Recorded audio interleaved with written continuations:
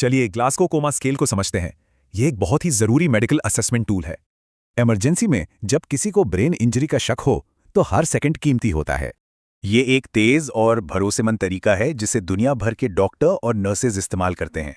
Scale patient के सिर्फ 3 आसान से रिस्पॉन्स पर आधारित है। सबसे पहले आंखों के खुलने का रिस्पॉन्स देखा जाता है। इसे 4 में से स्कोर किया जाता है। 4 का स्कोर सबसे अच्छा है, 1 का मतलब कोई रिस्पॉन्स नहीं। आंखों के बाद अब बारी आती है वर्बल रिस्पॉन्स की। यहां स्कोर 5 में से दिया जाता है, सही जवाब से लेकर पूरी तरह खामोश रहने तक। और आखिर में सबसे अहम हिस्सा, पेशेंट का मोटर रिस्पॉन्स। इसे 6 में से स्कोर करते हैं। और कुछ रिस्पॉन्स तो बहुत स्पेसिफिक ब्रेन इंजरी का संकेत देते हैं। अब यह जानना बहुत जरूरी है, यह एक खास और गंभीर पोस्चर है। और यह पोस्चर पहले वाले से भी ज्यादा गंभीर ब्रेन डैमेज का संकेत है।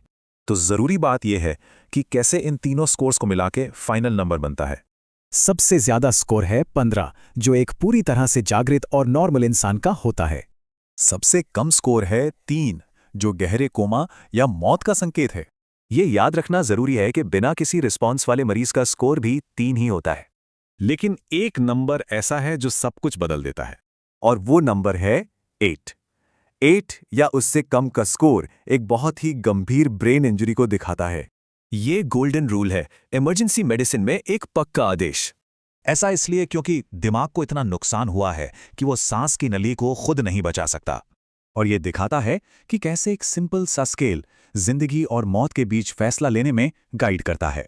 ये रैपिड असेसमेंट एक बहुत पावरफुल टूल है जो हमें सोचने पर मजबूर करता है कि